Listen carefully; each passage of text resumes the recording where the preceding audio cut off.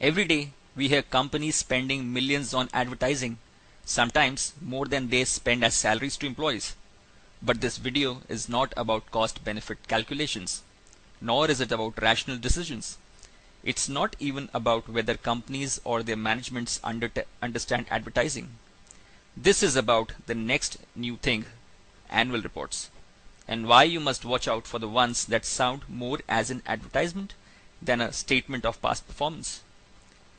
Many reports are rushed to investors with the same first to market mentality that propelled the launch of the respective companies only the year before. Others are generally collector's items because they are either the first or the once and only kind of reports.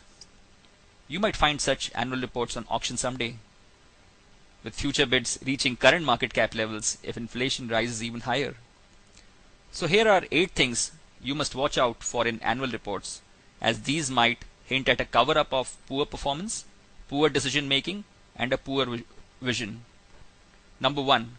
Watch out for annual reports that talk about the bright future in a new century kind of stuff, or ones that focus too much on mega trends than the micro upheaval that's happening inside the company.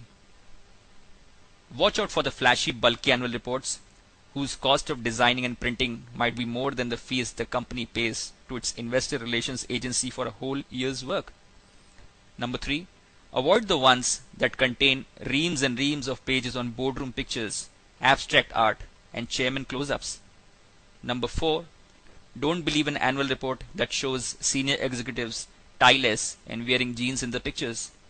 At the same time, don't take on face value the reports that try to show a 25-year-old guy of good times look older and more mature.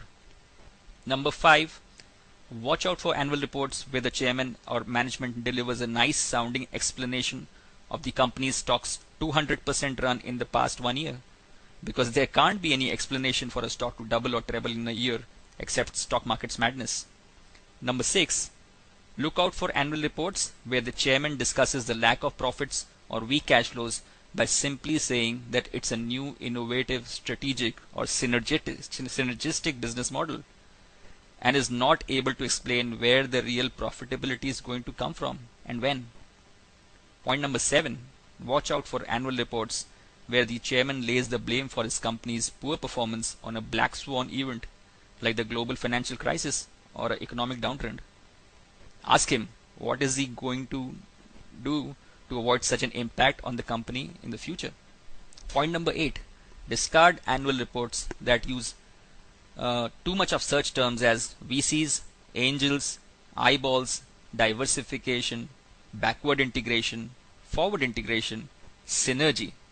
Especially take note of the words like mergers and acquisitions, going global, or when an annual report says something like a risk neutral business model. So these were the 8 different kind of things you must watch out in annual reports that you receive, and it helps a lot in terms of doing a further analysis on whether the company is really worth investing or not. Let's take a look at some sample Indian annual reports to just really gauge from the face of it whether there are some hidden cockroaches inside the business, or whether the management is really serious about doing business actually. The first report that I'm covering today is that of Temptation Foods, and we discussed this report in a recent post where we saw how the company has used vivid images to really cover up the bad financial situation it was in. So let's just run through the annual report of Temptation Foods again and see what you could have found out were you to read this report as a level-headed, sensible investor in 2008-9 when the report actually came out. So if you go through the index of contents, you'll get some hints about what the management is intending to do. See the headlines: the temptation of sites. Nowhere you can see a letter from the chairman here till here where you're seeing a question and answers, but you're seeing some things like temptation of sight, the temptation of taste, the temptation of touch, all these kind of use of imaginary or imaginary words that really make a fool out of people who are really so enamored by such annual reports that they really lose out the bigger picture. So here is the annual report, and I'm just showcasing this again.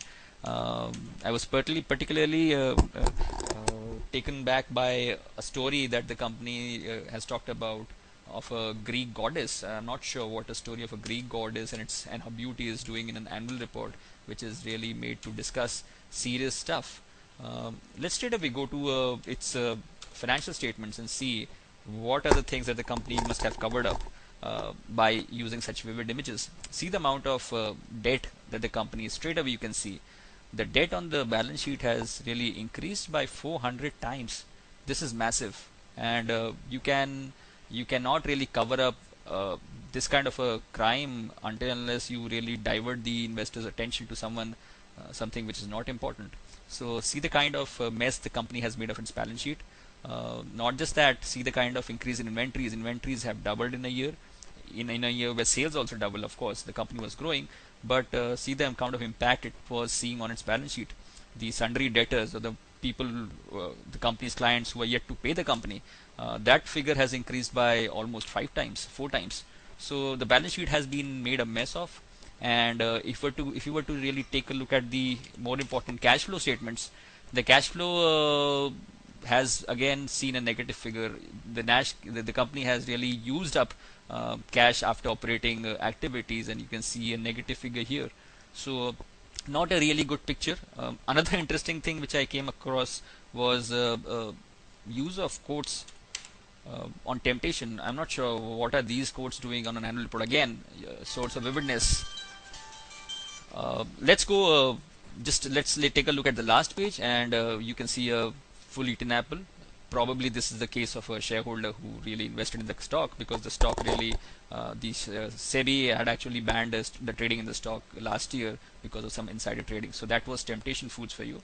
Let's go to another annual report which has used vividness to really divert investors' attention, and that is of Suzlon. Another extremely poor performer and a value destroyer of the past few years. And Suzlon has been a fast-growing company, had been a fast-growing company in the past, but the kind of steps that they took in that aggressiveness really caused the blunders that the company made. And let's have a look at the company's annual report a bit. This is a page on vision, and the only thing that you can see is the company's vision of its future headquarters in Pune. So that is a company which is into engineering, not an IT company, but it's an engineering company, and looking at such lavish headquarters. I'm not sure what was the management doing, spending so much money on, wasting so much of shareholders' money on building a lavish, fancy office, corporate office. Another picture, you can see some cowboys on a company's annual report. Funny things happen. Some good things which if an investor would have probed further wouldn't have been such good things. So you see the turnover rising, you see the profit surging, net worth, everything is rising, but this should not really impress you. You still need to go and read into the financial statements and look at what the company is doing to grow such fast. So let's have a look at some more pages. This is like the company's acquired facility in China. So it is actually a greenfield facility. So the company was expanding rapidly fast, and it acquired companies outside India. This image is of a company's manufacturing premises. So for one investor, this can be like such amazing products manufactured by the company. For another investor, this could be like an inventory which is lying unsold. So again, it depends on what you are thinking and what you're looking at. This is again a Belgium facility. Nice pictures, vivid pictures to really divert attention of investors, and you should really watch out for. Look at the company's annual report, the financial statement, balance sheet, and you see the reason why the company was trying to cover up. See the amount of debt again on the balance sheet. See the loan fund figure. From 450 amount of rupees in crore, it has really moved to 5,000, almost 200 crore, which is like more than 10 times jump. So this is another important point for the company, which investors might have overlooked because they were really captured by the company's annual report. And I just want to take you through the letter from the chairman. And the interesting part is that the chairman letter does not talk about the company till about 3 pages. So the first few pages are all like over the top kind of things, where the management is talking about times being redefined across the globe, and boundaries, geographies, new geographies having become potential markets, and how things have changed, how things have improved in our lives, and what is the tipping point in history, and all those kind of fancy words. And not till the third or fourth page there where you can really find what the company is actually doing. And again, it's all a blah blah kind of a picture where the company acquired things, and the kind of money it's spending on R&D, not really talking about what the company is actually doing then in terms of the performance, because that is what the investor is really interested into, and what are the key drivers that or the challenges the company is going to face in the future. So that was Suzlon's FI 07 annual report. Coming to Suzlon's FI 12 annual report, you see how the things have moved. If you were a sensible investor then and you really looked at Suzlon with open eyes, you could have sensed the kind of trouble the company was getting into. Now see the kind of kind of debt that the company has built up. That time the debt equity was still almost in manageable levels. Now if you see the long-term borrowings, these are like much more than your total equity. So of course, if you see the starting of the annual report, the picture is still vivid, and the management is still trying to possibly take away attention from the investors. And here's a full page bust of Mr. Tulsi Tanti, the chairman, the founder. Um, so avoid the kind of vividness that these annual reports show you. One annual report again, Tata Motors. You know a lot about the company. This company doesn't need an advertising through its annual report, and this is the kind of annual reports that really interest me, and they should interest investors, where the management straight away comes to the point. There's a chairman's statement by Mr. Ratan Tata, but Ratan Tata does not need to appear in full page kind of photograph talking about his company. He's really talking about his business, the challenges, the different segments. And this seems like a boring annual report, but for a sensible long-term investor, this is the kind of annual report that you must be really excited about and look forward to. Uh, this annual report does not talk about the blame game, or it does not talk about the flashy things. Of course, Tatas are guilty of doing something which was not right in terms of acquiring, making expensive acquisitions. But they were full blame that Ratan Tata had taken up later on the acquisitions, and things have actually are turning out well for the company, so to say. So I'll still put a lot of faith on, say, Ratan Tata, who's going through a problem with his company, than to Mr. Tulsi Tanti, who's like more flashy kind of a guy, and very growth oriented, very aggressive. So that's the reason we discussed in yesterday's post, last post, that looking at simple businesses and looking at the management's intentions plays a lot of important role in the kind of annual reports you see and what ultimately you get out of it. One final sample. I'm not sure if you can imagine what this annual report is like, but it seems like a boring annual report. And let me tell you, it's an annual report of Page Industries, which is the manufacturer of Jockey brand of innerwear. Fast growing company, but very sensible management. They have not really overtly stretched their balance sheet, but you see the kind of cover page. This is the cover page for Page Industries. Another boring kind of a annual report, but this is something that you must be looking out for as an investor. So this was another video on the kind of annual reports, or the kind of indications that annual reports can give you as an investor on the face of it. You of course need to still go and read inside what lies in terms of the balance sheet, the profit and loss, the cash flow statements. But a lot of hints come from, and as I discussed, the 8 points that you need to watch out for when you are looking at annual reports. They should not be flashy, they should not be bulky. The management should not be playing the blame game and laying every blame on something called as a black swan. And they should not really talk a lot about diversifications, and companies which are really going are targeting growth by any means, and they are targeting to advertise through their annual reports.